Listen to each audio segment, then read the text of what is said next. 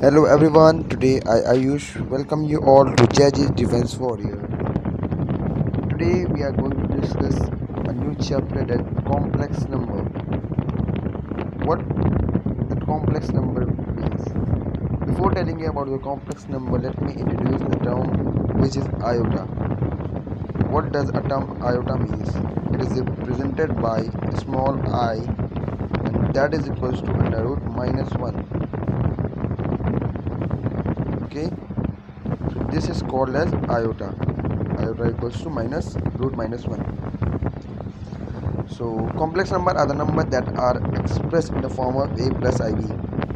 Means the number which are expressed, which can be expressed in the form of वो number जिनको हम a plus ib की form में express कर सकते हैं जहाँ पर a और b are real numbers, where a and b are real number and I is an imaginary number.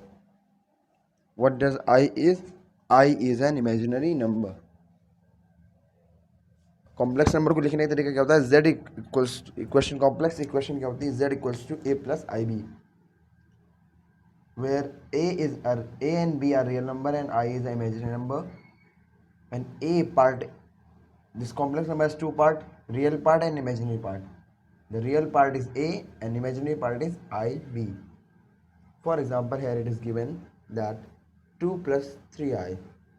2 plus 3i is a complex number where 2 is a real number and 3i is an imaginary number.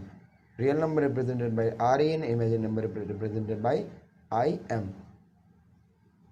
Now for the combination of both real number and imaginary number is an complex number. Some of the examples are also given here. 1 plus j, whether it is a complex number? No, it is not a complex number. If I would like to write a complex number, that will be 1 plus I, not j. Okay, whether this is a complex number? Yes, 0.89 plus 1.2i, it is a complex number. So what we got, that a complex number can be written in the form of a plus ib and the value of I is equal to root minus 1. But before moving further, I would like to tell you all about that what does a complex number means all, as we have in previous classes till 10th class we have read about the number system, that is real number, in which the rational irrational both are coming, and whole number, natural number, fraction number, they all are in the real number. Real number starts from minus infinity to and end up to plus infinity, but all the real number can be written as a part of as a complex number. Because for example, if I would like to write that, if I would like to write 1, not 1, 0 as a complex number, or 10 as a complex number, then what I will write? 10 plus 0i. Here 10 is equals to a and 0 is equals to b. Okay, now moving further, definition. Complex number is basically a combination of real number and an imaginary number. The complex number is in the form of a plus ib, where a is a real and ib is an imaginary number. This part I've told you before also, where a is a real, where a is real and b is ib is imaginary number. AB belongs to real number and I is equal to root minus 1. You can see I is equal to root minus 1. Hence a complex number is the simplest representation of addition of two numbers, that is real number and an imaginary number. One part of it is purely real and other part is purely imaginary. यहाँ पे आप देखना है कि ये part A part जो है complex number कैसे लिखा गया है, ए प्लस आई बी, इसमें दो पार्ट है, एक ए वाला पार्ट है और एक आई बी वाला पार्ट है. ए वाला पार्ट जो है वो प्योरली रियल है और आई बी वाला पार्ट जो है वो इमेजिनरी है. ठीक, तो ये क्या कहता है कि कॉम्प्लेक्स नंबर को हम दो पार्ट को कंबाइन करके लिखते हैं. It has combination of two part, the real part and the imaginary part. Okay, complex number कि दो पार्ट होते हैं, real part A and imaginary part I B. What are real numbers? अब हमारे दिमाग में आता है रियल पार्ट आया तो रियल नंबर्स क्या होते हैं? कॉम्प्लेक्स नंबर की simple and perfect definition of complex and real number where the difference you can find is real number का स्क्वायर स्क्वायर हमेशा क्या होता है? पॉजिटिव। और इमेजिनरी नंबर का स्क्वायर क्या होता है? नेगेटिव। ओके, ये एक बहुत इंपॉर्टेंट पार्ट है विच a simple and very short definition which difference, but it can define a real number, difference between real number and imaginary number very easily. For example, 12 comma minus 14 45 comma 0 comma 1 by 7 2.8 root 5, these all are real numbers. अगर हम इनमें से, ये जो example यहाँ पे दिए हुए हैं, अगर हम इनमें से किसी का भी अगर स्क्वायर करते हैं, किसी का स्क्वायर करेंगे तो कोई भी निगेटिव वैल्यू नहीं आएगी।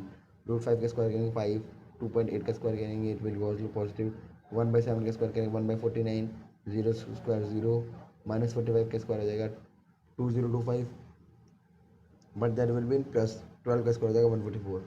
तो सारे वैल्यूज जो आई हमारी पॉजिटिव आई। लेकिन अगर हम यहीं पे स्क्वायर करते हैं इमेजिनरी नंबर का, imaginary number means minus root minus 2, इसका स्क्वायर क्या आ जाएगा? रूट माइनस 2 का स्क्वायर क्या होगा?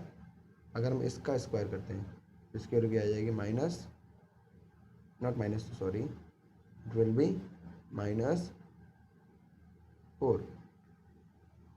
ओके, हम -√7 का स्क्वायर करते हैं, अंडर रूट -7 का स्क्वायर, तो इसकी वैल्यू क्या आ जाएगी? -49। ओके, तो यहाँ पे हम देख रहे हैं स्क्वायर की वैल्यू क्या आ रही है? नेगेटिव आ रही है, और रियल नंबर के स्क्वायर की वैल्यू नेगेटिव नहीं आ सकती। इसका मतलब डिफरेंस क्या कहता है कि the number whose square is positive are real number and the number whose square is negative are imaginary number। एक बार डेफिनेशन पढ़ते हैं। Any number which is present is in number system such as positive, negative, zero, integer, rational, irrational function are real number। okay, these all are in real number। and what is imaginary number? The number which are not real are imaginary number। जो real नहीं है वो क्या है? imaginary number। when we square any of the imaginary number, मैंने आपको कहता था कि imaginary number का स्क्वायर क्या होता है? it gives a result negative। उनका रिजल्ट क्या होता है? Negative negative negative negative. Just read it down, you just keep it in mind that imaginary number का स्क्वायर नेगेटिव होता है, रियल नंबर का स्क्वायर पॉजिटिव होता है। ओके, यहाँ पे कुछ एग्जाम्पल दिया, -2, √-2, √-7, √-11 आर द इमेजिनरी नंबर्स। अब देखते हैं the complex number was introduced to solve the question. हमको कॉम्प्लेक्स नंबर की जरूरत क्यों पड़ी? हमें दिमाग में सवाल आता है कि हमको कॉम्प्लेक्स नंबर की, why do we need this complex number और इमेजिनरी नंबर क्यों जरूरत पड़ी? क्योंकि अगर हमारे पास एक क्वेश्चन आ जाती है x² + 1 = 0, तो इस तरह की क्वेश्चन को सॉल्व करने के लिए हमको इमेजिनरी रूट्स निकालने के लिए हमको ज़रूरत पड़ी to find the imaginary roots of the equation like x² + 1 और x² + x + 1। तो इन सभी रूट्स को निकालने के लिए हमको ज़रूरत पड़ी किसकी? कॉम्प्लेक्स नंबर की।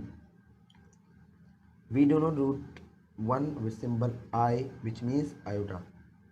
ये आपको फर्स्ट लाइन में पढ़ा, सबसे पहली चीज़ बताई थी कि आयोटा क्या होता है? कॉम्प्लेक्स नंबर का इमेजिनरी रूट रिप्रेजेंट करने के लिए ये यूज़ करते हैं। अब देखते हैं नोटेशन। नोटेशन मीन्स कैसे हम उसका रिप्रेजेंट करते हैं। Any equation of form z + aib, z + aib और z = a + ib। Sorry, I have read it wrong. यहाँ पे लिखा है z = a + ib।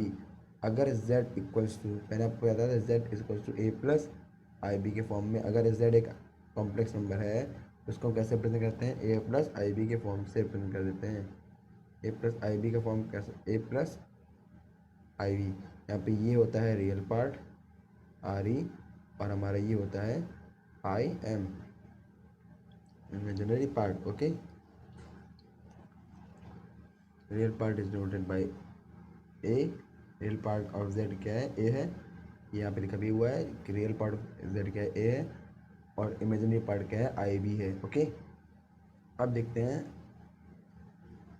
कि क्या रियल नंबर कॉम्प्लेक्स होते हैं। आप सोच रहे होंगे सारे रियल नंबर कॉम्प्लेक्स होते हैं, सारे रियल नंबर कॉम्प्लेक्स होते हैं, लेकिन देन ऑल्सो एक एक चीज़ आ जाता है कि क्या ज़ीरो कॉम्प्लेक्स नंबर है। Yes, zero is a complex number. Zero complex number कैसे है, हम ज़ीरो को लिख सकते हैं ज़ीरो प्लस ज़ीरो आई, ये कॉम्प्लेक्स नंबर हो गया, क्योंकि i A plus I B की फॉर्म में है, जहाँ A is equal to B is equal to zero है, ए और बी दोनों की वैल्यू ज़ीरो है, तो ये हमारा कॉम्प्लेक्स नंबर हो गया। अब आते हैं एब्सोल्यूट वैल्यू। एब्सोल्यूट वैल्यू क्या होती है, अगर हम कोई रियल नंबर लेते हैं जैसे थ्री, थ्री की एब्सोल्यूट वैल्यू क्या होगी थ्री, माइनस थ्री की एब्सोल्यूट वैल्यू क्या होगी थ्री। एब्सोल्यूट वैल्यू मतलब उस पर कोई भी नेगेटिव साइन नहीं है, उसका वो the positive value of that number will be it's absolute value. तो वही हम मॉड निकालना, mod positive value means mod, अगर हम किसी भी नंबर का मॉड ले लेते हैं, अगर मैंने -7 का मॉड ले लिया तो इसकी वैल्यू क्या आ जाएगी 7।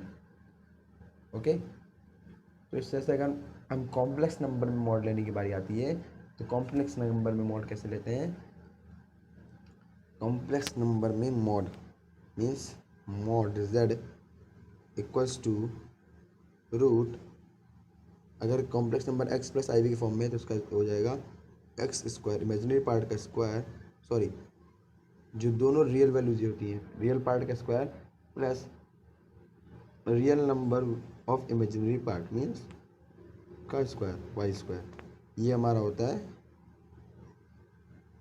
Absolute value of any complex number, जो x प्लस आई वाई के फॉर्म में लिखा जाएगा। वो यहाँ पर भी दिया हुआ है, देख, mod z equal to root X square plus Y square. Okay, then अगर हम दोनों तरफ स्क्वायर कर देते हैं तो ये रूट अंडर रूट कट जाएगा। इसको हम और तरीके से कैसे लिख सकते हैं, तीन और तरीक़ों से लिख सकते हैं, mod Z square is to X square plus mod X square plus mod Y square, mod Z square to X square plus Y square, mod Z square to under root X square plus Y square. ये हम तीन तरीके से लिख सकते हैं। अब देखते हैं आगे क्या है, एल्जेब्रिक ऑपरेशंस। एल्जेब्रा हम लोगों ने पढ़ा था प्रीवियस क्लासेस में। एल्जेब्रा बहुत बच्चों को टफ लगता है, प्रॉब्लम करने में, प्रॉब्लम सॉल्विंग प्रॉब्लम आती है। एल्जेब्रा क्या होता है, जो वेरिएबल्स और कांस्टेंट फॉर्म में होते हैं, वेरिएबल्स की पावर्स होती हैं। सो हेयर द, यहाँ पे उतना कठिन नहीं है, बहुत आसान से क्वेश्चन आएंगे, बहुत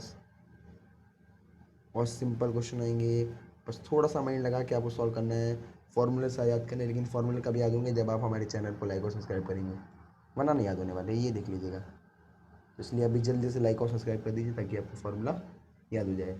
तो पहले देखते हैं हम लोग क्या कौन से एल्जेब्रिक ऑपरेशन लगा सकते हैं, एडिशन, सब्ट्रैक्शन, मल्टीप्लिकेशन, डिवीजन। अब देखते हैं हम फार्मूले के बाद, लेकिन अगर आपने सब्सक्राइब नहीं किया हुआ है तो सब्सक्राइब करिए, लाइक करिए, वरना फार्मूला याद नहीं होगा। तो आइए देखते हैं क्या है, while performing the arithmetic operation of complex number such as addition, subtraction, combine similar terms, it means that combining the real number with real number and imaginary number with imaginary number. क्या कहता है कि अगर हम कोई addition और subtraction कर रहे हैं किन्हीं भी दो कॉम्प्लेक्स नंबर का, कॉम्प्लेक्स नंबर ले लेते हैं Z1 प्लस Z2, यहाँ पर क्या है, यहाँ पे इसको मान लेते हैं Z1 है और ये क्या है Z2 है, तो अगर इनको हम ऐड करते हैं तो एक कॉम्प्लेक्स नंबर आएगा, वो हो जाएगा Z3। इस पूरे टर्म को मान लेते हैं, वेट, ग्रीन वाले टर्म को हम क्या मान लेंगे, Z3। ओके, तो अगर हम ऐड करेंगे तो हमारा रियल पार्ट के साथ ऐड होगा और इमेजिनरी पार्ट के साथ ऐड होगा। वही हमारा सब्ट्रैक्शन में भी लगेगा कि हमारा रियल पार्ट यहाँ पे हमारा रियल पार्ट है A और C, तो ये एक साथ ऐड हो गया और इमेजिनरी पार्ट के साथ ऐड हो गया। यहाँ पर रियल पार्ट माइनस हो गया और इमेजिनरी पार्ट अलग सब्ट्रैक्ट हो गया। तो एडिशन और सब्ट्रैक्शन में हमेशा याद रखना है कि रियल के साथ और इमेजिनरी के साथ। फिर मल्टीप्लिकेशन पढ़ने से पहले हम लोग पढ़ते हैं power of iota. What does this means, ये मैं आपको ये बताता हूँ कि देखिए, आई की पावर, आई का स्क्वायर मैंने बताया क्या होता है, आई स्क्वायर क्या होगा, I means root minus one. Root minus one का स्क्वायर क्या होगा? -1। Very good. अब अगर हम आई की पावर 3 है, इसको कैसे लिख सकते हैं? इसको लिख सकते हैं आयोटा का स्क्वायर इंटू आयोटा, ये लिख सकते हैं। आयोटा स्क्वायर की वैल्यू क्या होती है? -1। तो -1 इंटू आई माइनस आई।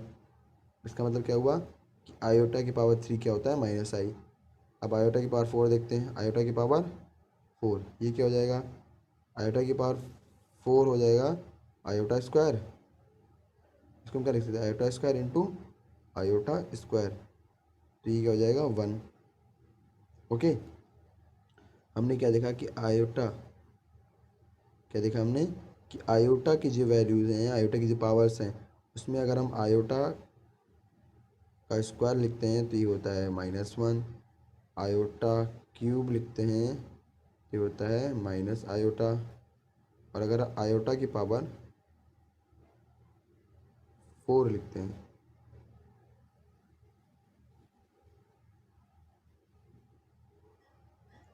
तो अगर हम आयोटा की पावर 4 लिखते हैं तो क्या आ जाता है?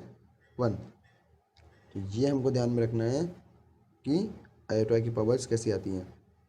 तो आयोटा की पावर 4 के +1 मीन्स आयोटा, आयोटा की पावर 4 के +2 -1, आयोटा की पावर 4 के +3 -आई, आयोटा की पावर 4 के = 1। अब एक चीज़ और ध्यान रखनी है, अगर इन तीनों पावर्स का हो कोई भी तीन, any 4 consecutive power of iota को अगर हम ऐड करते हैं तो उनका सम क्या आता है? 0। जैसे फॉर एग्जांपल, यहाँ पे एग्जांपल देखता हूँ मैं। अगर एग्जांपल लेते हैं कि हम आयोटा की power 5 plus iota power 6 plus iota power 7 plus iota power 8, अगर हम इनको ऐड करेंगे तो आंसर क्या आएगा? 0। क्योंकि आयोटा पावर 4 क्या, 4 1 होता है, 1 की पावर 4 1। आयोटा की पावर 7 को लिख सकते हैं आयोटा की पावर 4 इंटू आयोटा की पावर 3। आयोटा की पावर 4 होता है 1 इंटू आयोटा की पावर 3 क्या हो जाएगा? Minus iota. तो माइनस आयोटा और प्लस आयोटा यहाँ से कैंसिल हो जाएंगे, -1 और +1 कैंसिल हो जाएंगे। सब कैंसिल हो के बाद क्या बचेगा हमारा? 0। ओके, अब देखते हैं मल्टीप्लिकेशन। मल्टीप्लिकेशन कैसे करते हैं? अगर हम हमारे पास दो टर्म है Z1 Z2, Z1 is to A plus I B और Z2 is to C plus I D, ये दो टर्म दिए हुए हैं, तो इन दोनों को मल्टीप्लाई कैसे करेंगे? पहले हम रियल पार्ट को मल्टीप्लाई करेंगे, ए सी हो जाएगा, फिर रियल पार्ट को ऐसे करेंगे, ए आई डी हो जाएगा। यहाँ पर हम अगर मल्टीप्लाई करते रहेंगे तो फिर हमारा फाइनल इक्वेशन जो बनकर रहेगी वो ये आएगी, but A C minus B D plus I A D plus B C. ये क्वेश्चन आपको याद करने की कोई जरूरत नहीं है, आप कहीं पर मिलेगा तुरंत फटाक से लगेगा, अगर याद करेंगे तो फ्यू टाइम पीपल में गेट कन्फ्यूज, कुछ बच्चों को कन्फ्यूजन हो जाती है कि ए सी था या फिर ए डी था। तो do not get confuse, just try to understand the equation that how it is form, कैसे बनाएगी, कैसे मल्टीप्लाई किया। सिंपल मल्टीप्लिकेशन है, कोई दिक्कत नहीं होगी। अब देखते हैं डिवीजन कैसे होता है। डिवीजन करने के लिए क्या तरीका है? किसी भी इमेजनरी नंबर्स को, मतलब कि 1+1/x प्लस आई वाई अगर लिखा है तो ये इक्वेशन हमको, ये इक्वेशन सही नहीं मानी जाएगी। कब ये इसकी फाइनल इक्वेशन क्या मानेगी? अगर हमारा लिखा हुआ है कि 1/x प्लस आई वाई, अगर ये लिखा हुआ है तो इसको हम इसके कॉन्जुगेट से हम मल्टीप्लाई डिवाइड कर देते हैं। इसके कॉन्जुगेट से मल्टीप्लाई डिवाइड करेंगे, मतलब x minus I Y. Conjugate क्या होता है? कॉन्जुगेट में हमारा इमेजिनरी पार्ट का साइन चेंज हो जाता है। तो x minus I Y multiply कर देंगे तो नीचे हो जाएगा x² plus y²। Okay, not plus y², it will be plus y² into y² I², then I² will be can be written as x² minus y² because I² is equals to -1, और ऊपर क्या आ जाएगा? x minus I Y, इस term में आ जाएगा। तो इस वजह से हम कहीं से भी, और कॉन्जुगेट क्या होता है? कॉन्जुगेट का रिप्रेजेंट कैसे करते हैं?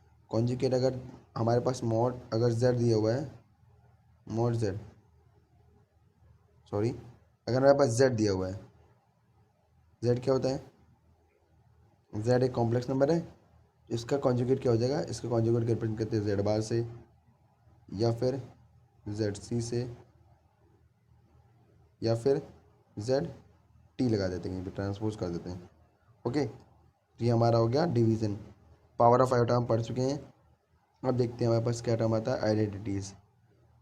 हमने सब बच्चों ने फॉर्म छोटे क्लासेस में आफ्टर 7th 8th इन 7th 8th क्लास में रेड ए प्लस बी का होल स्क्वायर सबको पता होगा, ऐसा कोई अभी नहीं उसको ना पता हो। ए माइनस बी का होल स्क्वायर सबको पता होगा, ए स्क्वायर माइनस बी स्क्वायर पता होगा, ए प्लस बी क्यूब पता होल क्यूब पता होगा, ए माइनस बी होल क्यूब पता होगा। तो देख पहला फॉर्मूला उसी तरह है, ए प्लस बी का होल स्क्वायर क्या है, बस ए की जगह पर z1 है और बी की जगह पर z2 है। z1 z2 क्या है, z1 z2 are our complex number. तो ये हमारे कॉम्प्लेक्स नंबर हो जाएंगे z1 प्लस z2 का whole square is equal to z1 square plus z2 square plus 2z1 into z2। z1 minus z2 का होल स्क्वायर क्या बनेगा, z1 square plus z2 square minus 2z1 z2। A square A plus B whole square A minus B whole square, A square minus B square क्या होता है, A plus B A minus B, तो z1 plus z2 into z1 minus z2। z1 plus z2 whole cube क्या हो जाएगा, z1 cube plus 3z1 square z2 plus 3z2 square z1 plus z2 cube. ये formula आपको बहुत ज़्यादा याद करने की जरूरत नहीं है, बस आप सिंपल कहीं पर भी अगर फॉर्मूले आते हैं तो जो ए प्लस बी का whole square A minus B का whole square A square minus B square A plus B whole cube A minus B whole cube A plus B whole cube minus 3abc, ये सारे फार्मूले जो आपने previous classes पढ़े हुए हैं आप वही डायरेक्ट फार्मूले उसी बेसिस पे यहाँ पे लगा देंगे। ओके, अब आगे बढ़ते हैं। लेकिन हाँ तभी लगाइएगा जब इन केस में फार्मूले आए, कहीं पर भी अगर मॉड के टर्म में आते हैं then the value and the formulae will be change, तब फार्मूले बदल जाएंगे। अब देखते हैं प्रॉपर्टीज़। प्रॉपर्टीज़ बहुत काम की आती हैं। पहली properties, the addition of two conjugate complex number. Conjugate मैंने क्या बताया था आपको, कॉन्जुगेट क्या बताया था, कॉन्जुगेट में अगर पहला हमारा टर्म दिया हुआ है एक्स प्लस आई वाई, अगर number x plus I Y दिया हुआ है तो हमारा टर्म क्या आ जाएगा, एक्स प्लस आई वाई, इसका कॉन्जुगेट क्या हो जाएगा हमारा x minus I Y. Okay, ये हमारा आ जाएगा कॉन्जुगेट। और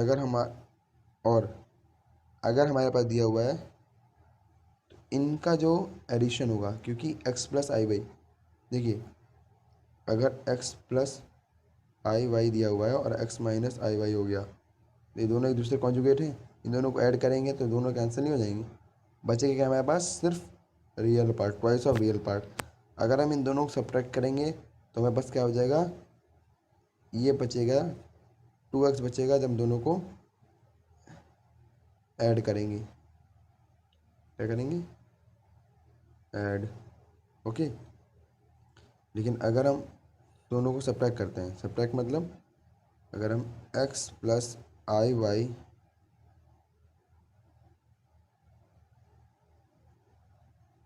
minus x plus I Y, ये का कॉन्जुगेट था लेकिन माइनस साइन किया जैसे यहाँ प्लस हो गया, तब हमारे पास क्या बचेगा, तो हमारे पास बचेगा सिर्फ 2i y, सिर्फ 2 part of imaginary, twice of imaginary part. Okay, second point क्या है, multiplication of two conjugate complex number will also be will result in a real number, ऐसे X plus I Y into X minus I Y क्या result करेगा, इनका multiplication X square plus Y square. Okay, अब third property क्या है, if X Y are real number and X plus Y I Y is equals to zero, तो x, तो यहाँ पे ये कंपलसरी होगा कि एक्स भी ज़ीरो होगा वाई भी ज़ीरो होगा। अगर कोई भी एक ज़ीरो नहीं हुआ तो हमारी वैल्यू ज़ीरो के बराबर नहीं आ सकती, बिकॉज बोथ आर एडेड। दोनों ऐड नहीं कर सकते क्योंकि एक रियल है और एक इमेजिनरी पार्ट है, दोनों पार्ट को हम ऐड नहीं कर सकते हैं। एक हो सकता है अगर y की वैल्यू -1 हो जाए, लेकिन हमने कंडीशन क्या पढ़ी थी कि x and y will be real number, so यहाँ पे ये कंडीशन फेल हो जाती है। अब देखते हैं अगर हम if p q r and s are real number, ये सारे क्या है real number, and p plus Q I is equal to r plus S I, क्या दिया है p plus Q I is equals to r plus S I, तो ये compulsory होता है कि पी और रियल पार्ट बराबर होंगे और इमेजिनरी पार्ट दोनों आपस में बराबर होंगे। ओके, ये ध्यान रखना है कि P equals to R means real part equal to real part, imaginary part equal to imaginary part, Q is equal to S. फिर पांचवी प्रॉपर्टी है complex number obeys the commutative law and of addition and multiplication. Commutative law hold करता है। Commutative law क्या होता है, that अगर A plus B equal to B plus A तो ये कम्यूटेटिव लॉ है। A B equal to B A तो ये दोनों होल्ड करता है। Z one plus Z two equal to Z two plus Z one and Z one into Z two equal to Z one Z two into Z one, ये दोनों commutative law को hold करते हैं। अब देखते हैं छठी property complex number obeys the associative law. Associative law क्या होता है, अगर Z one plus Z to bracket plus Z three तो इन दोनों का, इन तीनों का सम क्या होगा, ये बराबर होगा Z one plus bracket Z two plus Z three. Okay, वही यहाँ पर मल्टीप्लिकेशन भी होल्ड करता है। अगर Z one into Z two into Z three है तो ये हो जाएगा Z one into Z two into Z three, ये भी ये इसको भी होल्ड करेगा। दोनों प्रॉपर्टी एसोसिएटिव लॉ भी होल्ड करते हैं। फिर आता है डिस्ट्रीब्यूटिव लॉ। डिस्ट्रीब्यूटिव लॉ क्या होता है कि Z one into Z two plus Z three, इसको क्या ये भी होल्ड करेगा तो हो जाएगा अगर is equal to Z one into Z two mean Z one जो है वो दोनों डिवाइड हो जाएगा। पहले जेड वन जेड टू से इंटू हो जाएगा, फिर प्लस साइन के साथ Z two into Z one into Z three हो जाएगा। ओके, लेकिन ये प्रॉपर्टीज आपको याद करनी पड़ेंगी। कहीं कहीं पे पेपर में डायरेक्ट प्रॉपर्टीज पूछ लेते हैं whether complex number obeys multiplication of associative law of division और it obeys the associative law of multiplication. So what will write that it associates the law of multiplication. अब आते हैं अगले point की तरफ। If sum of two complex number is real and the product of two complex number is also real then those complex number are conjugate of each other. अगर दोनों के conjugate होंगे, ये पहले प्रॉपर्टी मैंने पढ़ी थी कि एक्स दो कॉन्जुगेट का सम जो होगा वो रियल पार्ट होगा, दो मल्टीप्लाई करने पर रियल पार्ट आएंगे। ओके, अब देखते हैं अगली। For any two complex number say Z one and Z two, अगर हम कोई दो कॉम्प्लेक्स नंबर ले Z one plus Z two, Z one and Z two, तो Z one plus Z two का जो मॉड होगा वो हमेशा कम या बराबर होगा mod of Z one plus mod of Z two. यहाँ पर आप जेड वन जेड टू की कोई वैल्यू ले लीजिए, जैसे जेड वन ले लीजिए टू प्लस फोर आई। ये प्रॉपर्टी आपको क्वेश्चन लगाने में बहुत सॉल्व आती है, बहुत ज़्यादा, बहुत बहुत बहुत कम आती है। पेपर में बहुत बार पूछ ली जाती है कि ये विच प्रॉपर्टी इज करेक्ट। चार ऑप्शन दे दिए जाएंगे, इन्हीं में से Z one plus Z two greater than equals to Z one Z two, Z one mod Z one plus mod Z two, Z one plus Z two का mod equals to mod of Z one plus Z two. तो बच्चे ज़्यादातर confuse हो जाते हैं कि great less than नहीं होगा, ये हमेशा बराबर होगी। हमेशा बराबर नहीं होगी, कई किसी केस में मानेंगे अगर वैल्यूज निगेटिव है, जेड वन जेड टू की वैल्यू अपोजिट है, निगेटिव है, तब अगर कॉन्जुगेट है तब शायद बराबर हो जाए, वरना ये वैल्यू हमेशा थोड़ा बहुत इधर उधर डिफर करेंगी। लेकिन हाँ, Z one Z plus Z two का मॉड जो होगा ये हमेशा कम होगा, ये भी कंपल्सरी नहीं है, बराबर हो सकता है, लेकिन कभी भी Z one plus Z two का मॉड ज़्यादा नहीं होगा Z one mod plus Z two mod से। ओके, आखिरी पॉइंट हमारा प्रॉपर्टी क्या है, the result of multiplication of two complex number and इस conjugate value should result in the complex number and it should be a positive value. मतलब हम किसी दो कॉम्प्लेक्स नंबर को मल्टीप्लाई करते हैं, जैसे ऊपर हमने देखा था कि हम अगर किन्हीं भी दो कॉम्प्लेक्स नंबर को मल्टीप्लाई करते हैं तो हमारा एक कॉम्प्लेक्स नंबर ही आता है। एक देखिए, ये कॉम्प्लेक्स नंबर इमेजिनरी पार्ट आ गया, सॉरी ये देखिए हमारा इमेजिनरी पार्ट ये आ गया, this one is our imaginary part. तो इमेजिनरी पार्ट आ गया, इस वजह से ये भी एक कॉम्प्लेक्स नंबर ही बनाएगा। ये हमारी होती है आखिरी प्रॉपर्टी। फिर देखते हैं modulus and conjugate. Modulus conjugate हम दोनों लोग ऊपर पढ़ चुके हैं। ये जेड मॉड, अगर Z equal to A plus I B है तो इसका मॉड क्या होगा, इसका मॉड हो जाएगा, इसका मॉड ऑफ जेड क्या हो जाएगा, अंडर रूट ए स्क्वायर प्लस बी स्क्वायर। और अगर कॉन्जुगेट कर दिया, कॉन्जुगेट इसका कॉन्जुगेट ये हो जाएगा। अगर इसका मॉड लेंगे तब भी क्या हो जाएगा, ए स्क्वायर प्लस बी स्क्वायर। इससे हम क्या, इससे हमें इसके हमको क्या मिलता है, इससे हम कह सकते हैं कि मॉड, एक बढ़िया प्रॉपर्टी हम यहाँ पे क्वेश्चन पूछ जाता है कि मॉड जेड का square is equals to mod Z bar square. Okay, तो ये यहाँ पे क्लियर हो जाता है कि मॉड जेड का स्क्वायर होता है मॉड जेड बार के स्क्वायर के बराबर। So hope you all got what I taught you today. wish For that, you'll have to turn off it. I wish you all a very good luck for this chapter. And इस chapter से हर बार paper में 4 से 5 question आ जाते हैं। इस chapter से हर बार 4 से 5 question आ जाते हैं और इस चैप्टर को तैयार करना बहुत छोटा चैप्टर है। क्वेश्चन बहुत आसानी से हो जाते हैं, बहुत ज़्यादा फार्मूले नहीं है, कुछ बहुत बेसिक फार्मूले से बेसिक आपको याद रखना है कि जेड कॉम्प्लेक्स क्या होता है, मल्टीप्लिकेशन लॉ क्या होता है, एडिशन लॉ क्या होता है। लेकिन ये चैप्टर सब आपको कब याद होंगे, ये क्या बताया था मैंने, सारे प्रॉपर्टीज़ फार्मूला आपको कब याद होंगे, जब आप हमारे चैनल को सब्सक्राइब करेंगे। So please do like, subscribe and share our channel with your friends, ताकि हम सब बच्चे पढ़ सकें। So that if we can then we will. Have a nice day you all. जय हिंद।